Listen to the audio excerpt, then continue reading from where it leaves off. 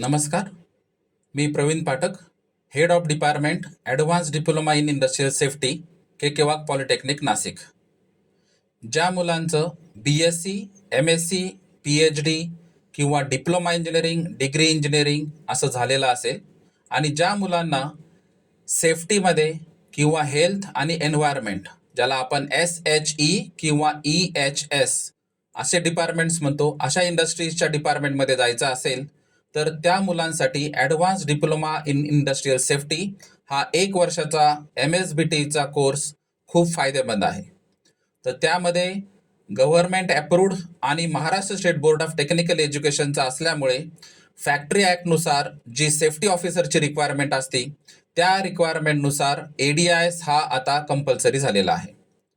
ज्या मुलांना एक्सपिरियन्स आहे त्या मुलांसाठी हा सगळ्यात जास्त फायदेशीर असणार आहे.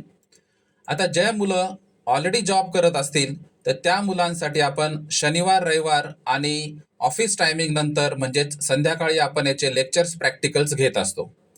के वाघ पॉलिटेक्निकमध्ये 3 लॅबोरेटरीज आणि एक स्मार्ट क्लासरूम सोबतच वेगवेगळे इक्विपमेंट सुद्धा आपण वापरतो.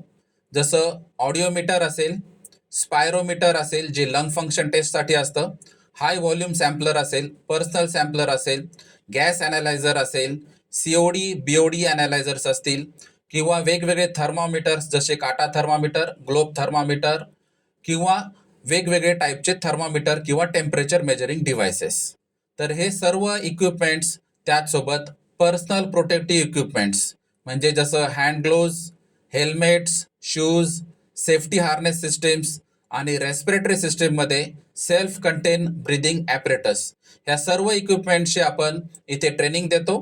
त्याचसोबत जे इमर्जन्सीसाठी लागणारे fire extinguishers, fire hydrant systems यांची सुद्धा आपण नेहमी मॉक ड्रिल घेतो आणि अशा वेगवेगळ्या इक्विपमेंट्सच्या मॉक ड्रिल्स आणि स्किल टेस्टमुळे ह्या मुलांचं जे प्लेसमेंट आहे ते व्यवस्थित होऊ शकतं. तर ज्या मुलांना सेफ्टीमध्ये किंवा एन्व्हायरमेंट आणि हेल्थमध्ये जर जॉब करायचा असेल त्यांनी ह्या कोर्सचा नक्कीच विचार करावा. धन्यवाद.